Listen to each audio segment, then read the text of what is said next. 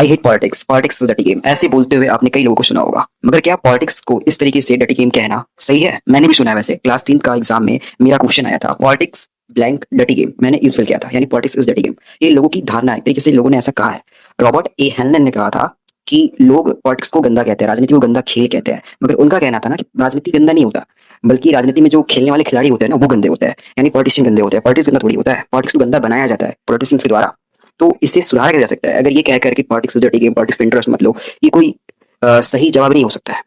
बल्कि हमें पॉलिटिक्स में इंटरेस्ट लेना पड़ेगा। आपने कभी स्टूडेंट्स को जाकर पूछोगे ना कि बड़े होकर क्या बनोगे बच्चा, तो बोलेगा डॉक्टर, इंजीनियर, ऐसे ऐसे कुछ भी बताएगा।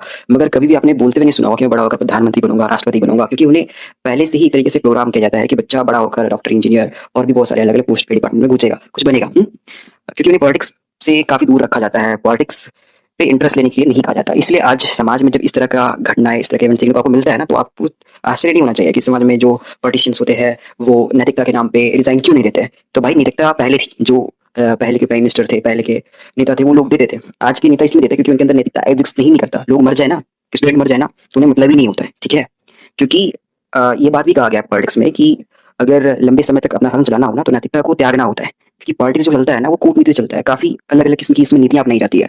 तो हमें पॉलिटिक्स पे इंटरेस्ट लेना होगा। अगर हम ये सोचकर कह देना कि politics is dirty game, I don't take interest in politics, तो भाई बहुत दूर हो आप।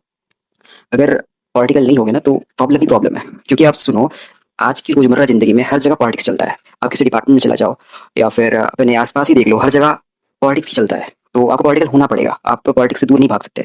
तो अगर आप एक सच्चा राष्ट्रभक्त हो, देशभक्त हो, तो आपको पॉलिटिकल होना पड़ेगा, पॉलिटिकल मुद्दों पे बातें करनी होगी और पॉलिटिक्स में इंटरेस्ट लेना होगा और अपने स्थानीय समस्याओं को नेताओं तक पहुंचाना होगा। इसमें सबसे बड़ा फॉल्ट जो है वो पब्लिक का है। आपने देखा होगा कि पब्लिक पार्टिसिपेशन जो है ना, इंडिया में बहुत ही कम है। आप किसी भी चीज में देख लो।